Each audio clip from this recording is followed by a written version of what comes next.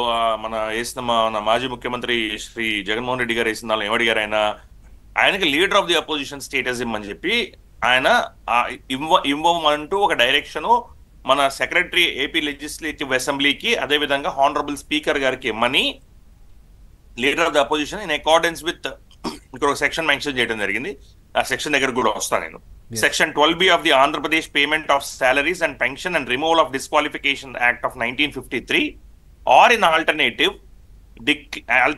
declare me as the leader of the opposition in the AP Legislative Assembly and pass such order అని అడగడం జరిగింది. నాకు తెలిసినంత వరకు subject to correction GV Reddy గారు కూడా ఉన్నారు. ఆయన కూడా దీని మీద రీసెర్చ్ చేస్తుంటారు కాబట్టి ఆయన కూడా చెప్పచ్చు. నాకు తెలిసినంత వరకు it is first of it's kind అండి. ఇప్పటి వరకు నన్ను లీడర్ ఆఫ్ ది అపోజిషన్ కింద డిక్లేర్ చేయండి అని ఏ రాజకీయ నాయకుడు కానీ పార్టీ అధినేత కానీ లేదా లెజిస్లేటివ్ పార్టీకి సంబంధించిన ఒక వ్యక్తి కానీ లెజిస్లేటివ్ పార్టీ లీడర్ అంటాం కదా మన వైఎస్ఆర్ సిఎల్పికి లీడర్ కానీ వెళ్ళినట్టు మరి నాకైతే తెలీదు. సబ్జెక్ట్ టు కరెక్షన్స్ ఖచ్చితంగా చెప్పవచ్చు. ఇందులో ఏమనడం జరిగిందంటే మెయిన్ గా సరే ఆయన గురించి చెప్పటం, ఆయన యొక్క పార్టీ గురించి చెప్పటం జగన్మోహన్ రెడ్డి గారు చేశారు. అలాగే పర్టికులర్ సెక్షన్ ఆఫ్ లా గురించి కూడా దాని గురించి ఎక్స్ప్లెయిన్ చేయడం జరిగింది. ఆయన చెబుతున్న ఓన్లీ సెక్షన్ ఏంటంటే ఏదైతే ఇంతకు ముందు శ్రీ జగన్మోహన్ రెడ్డి గారు ఏదైతే లెటర్ ఇచ్చున్నారో స్పీకర్ గారికి ఏదైతే లెటర్ ని అడ్రస్ చేస్తున్నారో దానికి సంబంధించిన సారాంశమే పిటిషన్ లో కూడా ఉంది.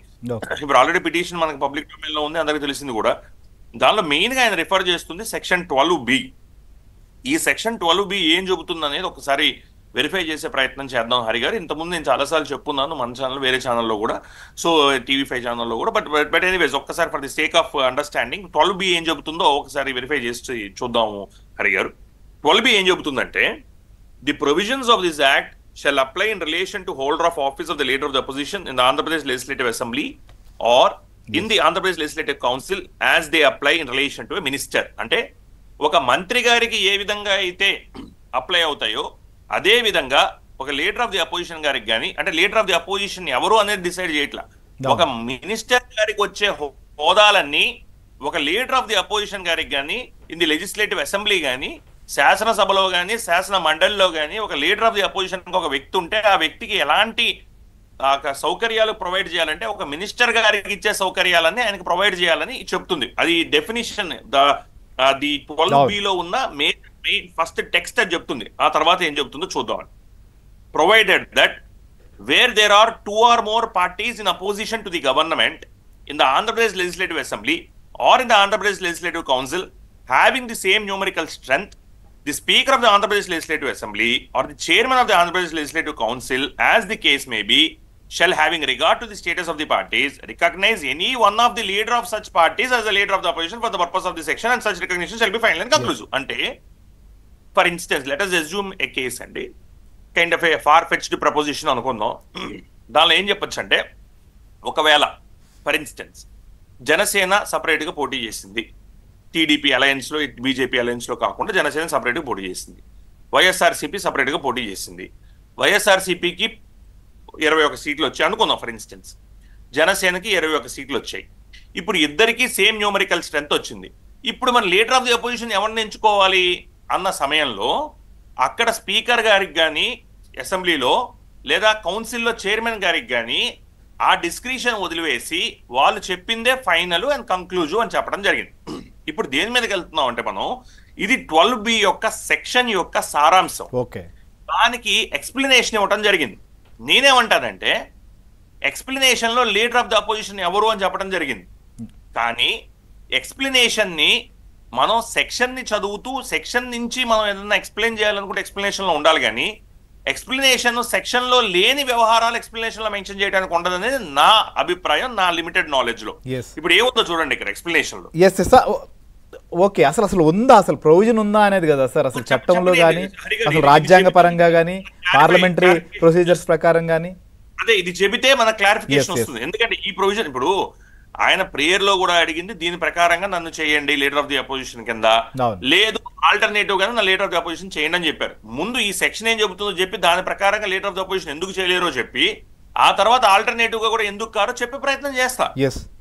ఇప్పుడు ఈ సెక్షన్ లో లాస్ట్ ఎక్స్ప్లెనేషన్ పార్ట్కి వెళ్దాం. ఇప్పుడు ఆల్రెడీ నేను సెక్షన్ లో ఉన్న ప్రొవిజన్ లో ఉన్న మొత్తం వినిపించాను. దానిలో ఎక్కడ లీడర్ ఆఫ్ ది అపోజిషన్ గురించి డెఫినేషన్ కానీ లీడర్ ఆఫ్ ది అపోజిషన్ ఎవరనేది కానీ చెప్పలే.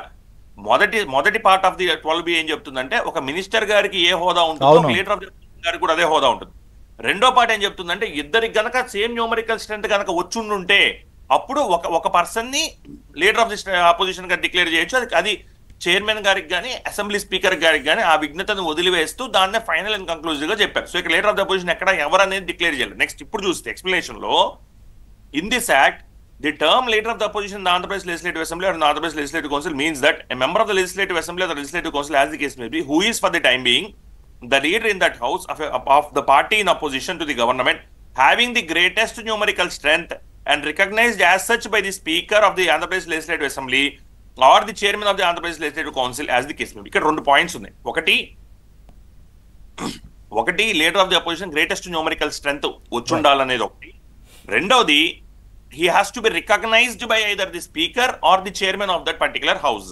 So recognition is again the discretion of, అంటే ఎవరి అథారిటీ, అది స్పీకర్ గారి అథారిటీ, అసెంబ్లీలో చైర్మన్ గారి అథారిటీ, అది చెయ్యాలా వద్దా అనేది వాళ్ళ ఇష్టం. ఇంకోటి ఇక్కడ ఎక్స్ప్లెనేషన్ ప్రొవిజన్ ఎక్స్ప్లెయిన్ చేయట్లేదు. ప్రొవిజన్ ఎక్స్ప్లెయిన్ చేయకుండా ఎక్స్ప్లెనేషన్ ఉంటే దాని పరిస్థితి ఏంటి? స్టాచ్యుటరీ బ్యాకింగ్ ఉందంటారు. స్టాచ్యుటరీ బ్యాకింగ్ అదే మెన్షన్ చేశారు పిటిషన్ లో కూడా చెప్పే ప్రయత్నం చేస్తారు. స్టాచ్యుటరీ బ్యాకింగ్ అంటే ఏంటండి? టైం కూడా అవుతుంది కాబట్టి సూటిగా సార్ ప్లీజ్. అదే ఒక సెక్షన్ లో ఉండాలి. లీడర్ ఆఫ్ ది అపోజిషన్ అంటే ఈయన, లీడర్ ఆఫ్ ది అపోజిషన్ అంటే ఈయన అని చెప్పేది ఉండాలి. ఎక్స్ప్లెనేషన్ లో భాగం అయితే అది స్టాచ్యుటరీ బ్యాకింగ్ అంటారా? నేనైతే అనుకోవట్లా. It may explanation may be part of the statute, but explanation ఇచ్చిన ప్రొవిజన్ రెండు వేరేగా ఉన్నప్పుడు మరి ఏంటి పరిస్థితి అనేది ఖచ్చితంగా చూడాలి. రెండోది, ఇప్పుడు మీరు అడిగిన ప్రశ్నకు వస్తే లీడర్ ఆఫ్ ది అపోజిషన్ ఇవ్వచ్చా అంటే మనం అబ్జర్వ్ చేస్తే టైమ్ అండ్ అగైన్ ఆ 10% రూల్ అనేది ఒక నార్మ్ గా, ఒక కన్వెన్షన్ గా తీసుకోవడం జరిగింది. ఆ 10% రూల్ కూడా ఎక్కడ పెట్టలా. కానీ ముకుల్ రోహత్గి గారు ఇదే ఇష్యూ 2014లో కాంగ్రెస్ అప్పుడున్న కాంగ్రెస్ వాళ్ళ అపోజిషన్ లో ఉన్నప్పుడు, మరి వాళ్ళకి అపోజిషన్ 10% కావాల్సిన స్ట్రెంత్ రానప్పుడు ముకుల్ రోహత్గి గారిని అప్పుడున్న ప్రభుత్వం వాళ్ళు అడిగినప్పుడు ఆయన క్లియర్ గా ఇవ్వటం జరిగింది. ఏమని ఇచ్చారంటే క్లియర్ గా 10% రాకపోతే కుదరదండి అని చెప్పడం జరిగింది. అదొక పాయింట్. రెండో point, most important point, parliament లో లీడర్ ఆఫ్ ది అపోజిషన్ కి సంబంధించి ఒక స్పెసిఫిక్ ఒక లెజిస్లేషన్ ఉంది. అంటే ఒక చట్టం, ఒక స్పెసిఫిక్ లెజిస్లేషన్ ఉంది. ఇది లీడర్ ఆఫ్ ది అపోజిషన్ కి సంబంధించిన లెజిస్లేషన్ కాదు, అంటే చట్టం కాదు. ఇది దేనికి సంబంధించింది? వాళ్ళ శాలరీస్ ఎవరైతే ఉంటారో వాళ్ళ శాలరీస్ కి సంబంధించింది తప్ప ఇది leader of the opposition exclusive గా కాదు. సో అలాంటప్పుడు మై క్వశ్చన్ ఏంటంటే అక్కడ నీకు స్టాచ్యుటరీ బ్యాకింగ్ ఉండొచ్చేమో కానీ ఆంధ్రప్రదేశ్ పేమెంట్ ఆఫ్, చూడండి ఇది ఒకసారి, Andhra Pradesh payment of salaries and pension and removal of disqualifications act of 1953